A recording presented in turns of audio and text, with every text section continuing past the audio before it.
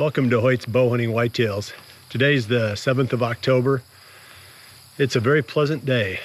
If you like pleasant days, 70s, very little wind out of the west. And it's not going to set up for the spot that I'd like to go to with Jordan, and that's where that fatso buck is living. That requires a south, maybe a southwest or a southeast for sure. It looks like we got a southeast on Wednesday, so we're going to save that spot. Today it's going to be kind of a little bit of a twist. Jordan is going to be running the camera. I'm going to be in the tree, and we're going to stay right here by the buildings. There's a spot where the deer funnel around the corner of one of these ag fields just above the buildings here, and maybe I get a shot at a doe. There's some scrapes underneath that tree, so I know there's bucks using it. There was one really nice younger deer. I think he's coming off the neighbor because he's not getting here until like midnight. So we're not going to see him, but he was showing up on that camera too. And you never know. I mean, there's probably not going to be a shooter for me, but for sure, hopefully a doe. You get some practice filming and maybe some jerky. Some jerky in our near future. Should be a fun hunt. I'm looking forward to catching up with Jordan. I haven't talked to her in a while. She lives in a different town, city than I do, and so we usually don't see each other too often except up here at the farm, and it's been a little crazy, so we're gonna visit about how her life is going in the tree. Good place to do it. All right, let's go for a little walk, a little 250-yard walk. Hoyt's Bowhunting Whitetails is brought to you by Redneck Blinds, Code of Silence Apparel, Hunt Stand Pro Whitetail App, Whitetail Institute, research equals results. B3 releases, XO broadheads, exact sights, and Hoyt.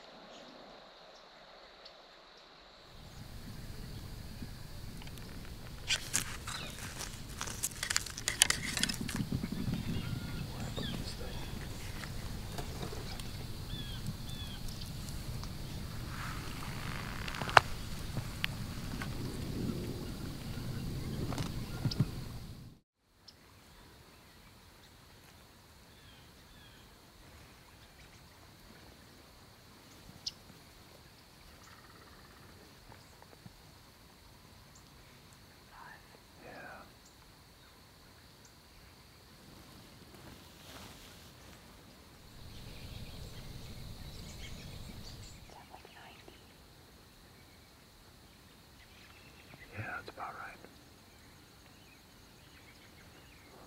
It might be a little closer than that now. Not much though. We've got 3 does and 2 fawns 60 yards away. I thought for sure they were going to come across this levee and come right to the stand. They fed in that Whitetail Institute clover for quite a while. They love that stuff. That white clover is, deer love that.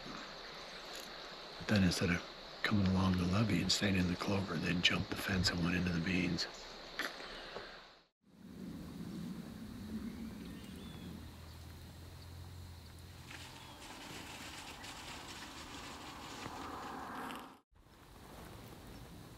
Looks like the 2 fawns are on this side still.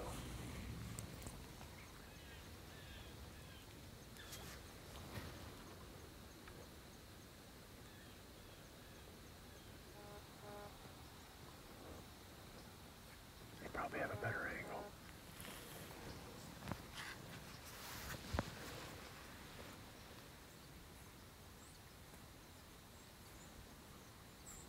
Oh, they didn't like that one.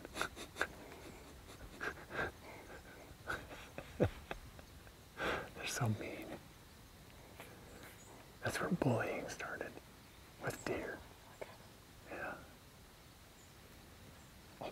quite get a shot yet. Hold on here.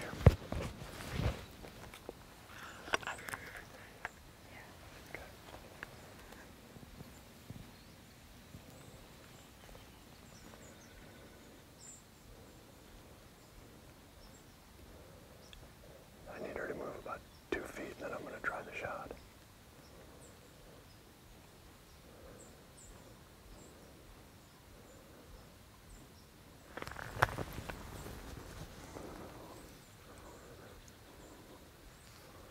One on the left.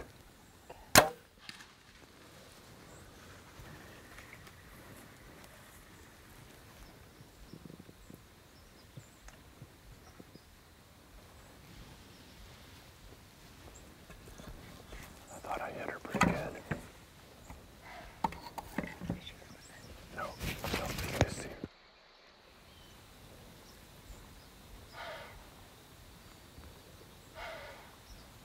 Oh, I hit her high. She must have dropped like crazy. Those does, I never would have thought they would come back. Yeah.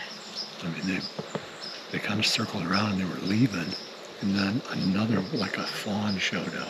But they did not like it. They didn't like that fawn, and they chased it around, and then they started working their way across. I think they were going into the bean field down below us, down next to the driveway. But the doe was about 35 yards, and I shot her for 30, and I still think she ducked it.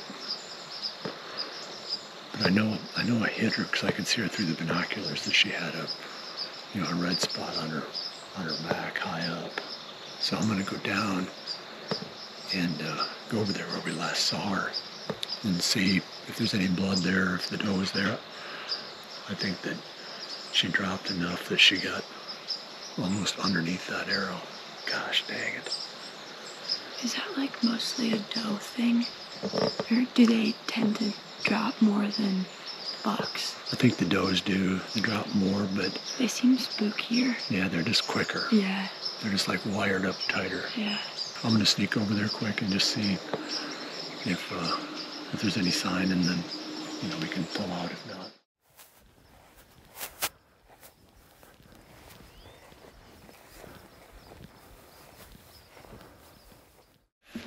I went up to where we last saw that doe, and I think I saw her bounding off when I was walking up there going across that clover. I didn't find any sign of any blood. Judging from what I saw through the binoculars, it was just a flesh wound, superficial, high on the back. And it'll be interesting when we play the video back to see how much she dropped, because it's so hard to anticipate how much they're going to drop. I mean, sometimes they drop 6 inches, sometimes they drop 18 inches. And I shot her, she was about 35-ish, somewhere in that neighborhood, and I shot her for 30. I felt like the pin was in the right spot. I mean, I could have made a poor release too. I've had does that reacted to the sound of the shot and they were completely gone by the time the arrow got there. And then I've had other ones that will be looking at me and I'll shoot and they don't even really hardly do anything. So it's really hard to know exactly how to treat those, but in this case, obviously I didn't do it the right way. We appreciate you joining us. We'll see you right back here again soon, probably tomorrow, for the next episode of Hoyt's Bowhunting Whitetails. And remember to always Dream big.